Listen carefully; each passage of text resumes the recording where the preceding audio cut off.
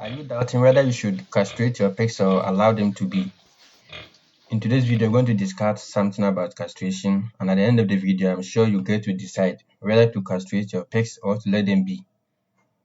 To improve carcass quality, male pigs not intended for breeding are actually castrated. It should therefore be noted that you do it if you are an expert or you are qualified to do so. Otherwise, you need the assistance of your vet. Bleeding is rare in open castration, I must tell you. Your pigs can actually bleed, and if they don't start getting the infection, you can actually kill your pig through bleeding. Open castration, as it is done, should be done carefully with expert advice. And open castration, what I mean is you cut open the scrotum, the scrotal sac, you cut open, and then you take the testicles out. So you should be extra careful to avoid infection and excessive bleeding. That can lead to death of your piglet. And always remember that piglets do not have that much of blood, and the less quantity they lose could affect them significantly in their development.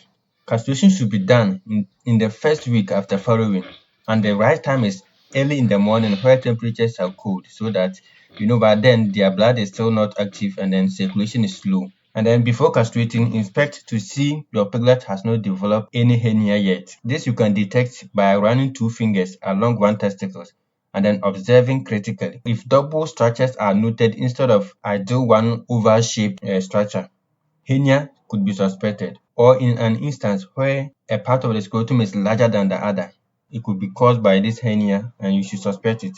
You must postpone castration if you suspect hernia in your piglet. Okay? And then wait until all affected cells come to lie close to each other, where you can then take the whole testicle. Actually, you want to take the whole thing off. And the probability of it reappearing if you don't do it right is very high. And this time around, once it is coming big. So why stress yourself castrating your pigs? You can actually have good and desired carcass without castrating your male pigs. Important, the odor perceived in the pork of male pigs is mainly but not exclusively present to the mature bulls that have been sexually active and have probably been used more than 2 times on the farm. It is therefore recommended that since you don't want to breed or you don't need the services of some of the male pigs on your farm, you sell them as early as possible. Once they reach the market size, send them as early as possible to reduce the rate of development of the odor. Castration in itself is not bad. It is actually good, and aside improving carcass quality and the taste of the pork, it makes pigs grow faster than their counterparts on the farm. But one thing is, castrated pigs tend to be fatty. I know it's not everybody that wants to consume fat. If your customers are those who don't like fatty meat, it means they will not be buying from you anymore.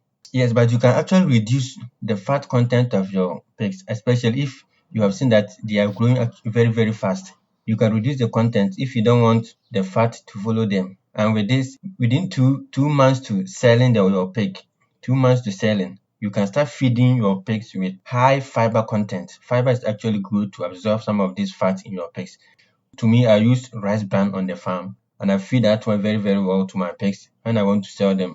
Though I don't castrate them, but that's what I use to reduce the fat in some of my pigs. So you can actually use rice bran to reduce the fat content in your pigs if your customers do not want fatty pigs. If you found this video helpful, consider subscribing to it and don't forget to turn on the bell.